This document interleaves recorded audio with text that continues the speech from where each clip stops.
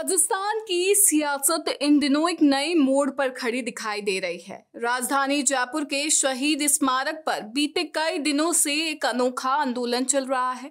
इस आंदोलन की अगुवाई कर रहे हैं राजस्थान के निर्दलीय नेता नरेश मीणा।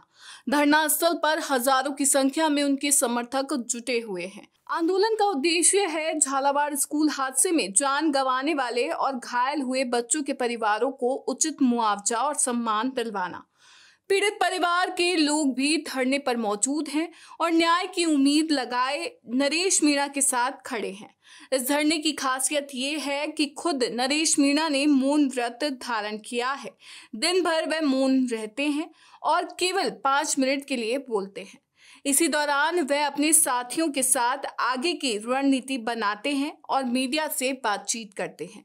ये मौन प्रदर्शन लोगों के बीच एक अलग तरह का संदेश देता है कि उनकी लड़ाई सत्ता से नहीं बल्कि न्याय और इंसाफ से है।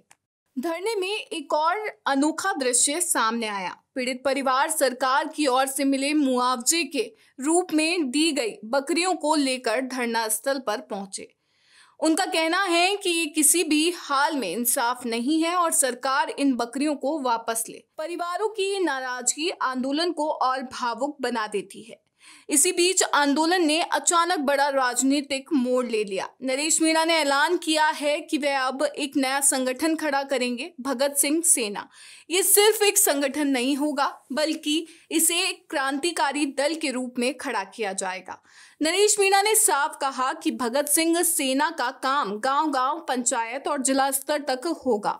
इसमें अलग अलग जिम्मेदारियों के लिए पद बनाए जाएंगे, जैसे सेनापति, सेना प्रमुख और अन्य। अगले कुछ महीनों में संगठन का पूरा प्रारूप सामने आएगा। इतना ही नहीं, नरेश मीणा ने यह भी घोषित किया कि आने वाले समय में भगत सिंह सेना के बैनर तले छात्र संघ और पंचायत चुनावों में प्रत्याशी उतारे जाएंगे। उनका कहना है कि अब जरूरत है एक ऐसी शक्ति की जो सिर्फ सत्ता की राजनीति ना करे बल्कि जनता की आवाज बने और व्यवस्था को बदलने का साहस दिखाए। आरएसएस केवल हिंदू धर्म के लिए काम करती है, लेकिन ये जो बीएसएस है, ये बीएसएस भगत सिंह सेना धर्मनिरपेक्ष होकर सभी धर्मों के लिए, सभी वर्गों के लिए काम करती हुई नजर आपको आएगी। भारत के लिए काम करती हुई नजर आएगी, इस राष्ट्र के लिए काम करती हुई ये बीएसएस काम करती हुई आपको नजर आएगी। दरअसल पिछले कई महीनों से ये कयास लगाए जा रहे थे कि नरेश मीणा विधानसभा चुनाव के लिए किसी पार्टी का सहारा लेंगे।